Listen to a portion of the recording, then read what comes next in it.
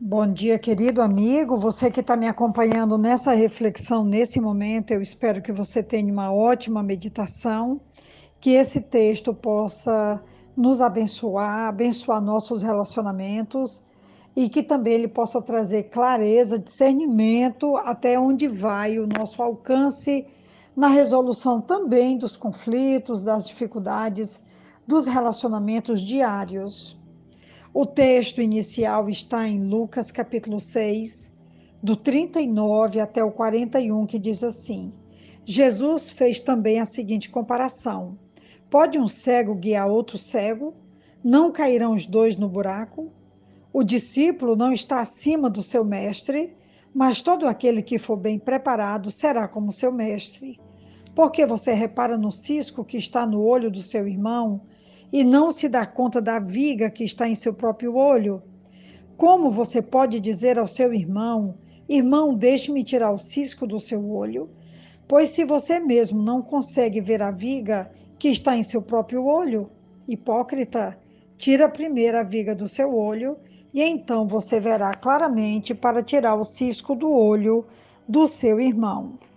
O texto correlato desse de Lucas 6, do 39 ao 41, está em Mateus capítulo 7, do 1 ao 6, que também diz assim: Não julguem, para que vocês não sejam julgados, pois da mesma forma que julgarem, vocês serão julgados, e a medida que usarem também será usada para medir vocês.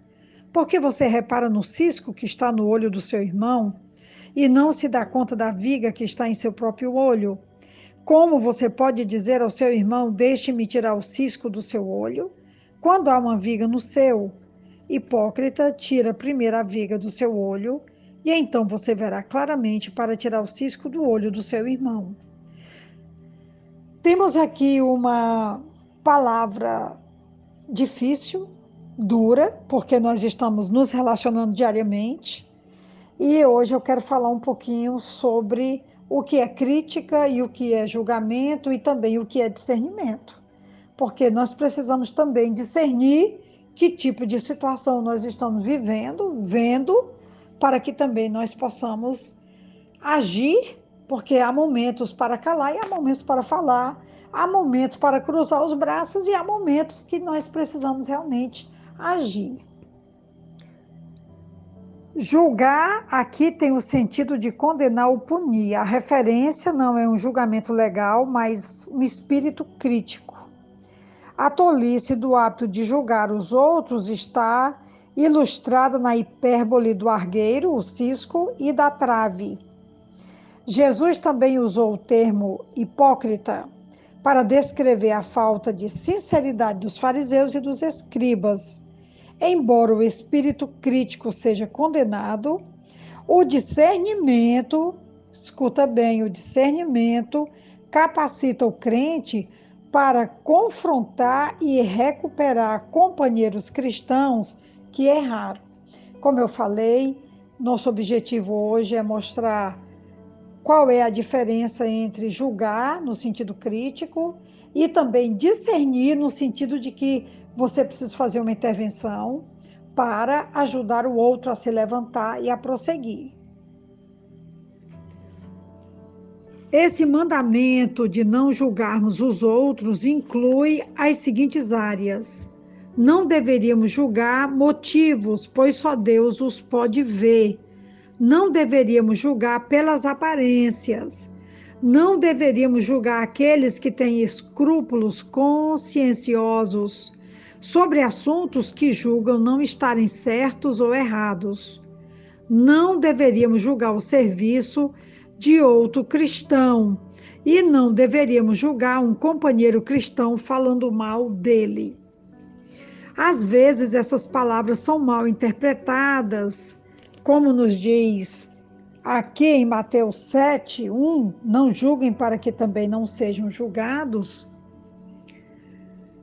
São mal interpretadas por pessoas a fim de proibir todas as formas de julgamento. Não importa o que aconteça, elas dizem piamente: não julgueis, para que também não sejais julgados. Mas Jesus não está nos ensinando a ser cristãos sem discernimento.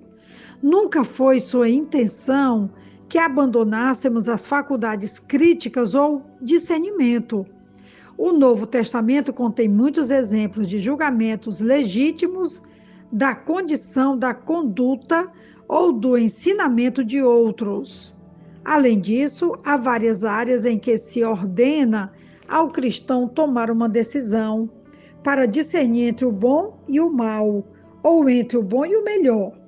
Alguns exemplos são, primeiro, quando surgem contendas entre cristãos, elas deveriam ser acertadas na igreja perante membros que podem decidir a questão. Temos o texto aqui de 1 Coríntios 6, de 1 a 8, você pode estar lendo, conferindo. A igreja local deve julgar pecados sérios dos membros e tomar as devidas providências, como diz Mateus 18, 17. Outra situação é que os cristãos têm de julgar os ensinamentos doutrinários dos ensinadores e pregadores através da palavra de Deus, como diz Mateus 7, de 15 a 20. Outra situação é que os membros da igreja precisam julgar quais homens têm as qualificações necessárias para serem líderes. 1 Timóteo 3, de 1 a 13. E a outra é que temos de discernir quais pessoas são desordeiras, covardes, fracas e por aí vai, e tratá-las de acordo com as instruções da Bíblia. Por exemplo, 1 Tessalonicenses 5,14.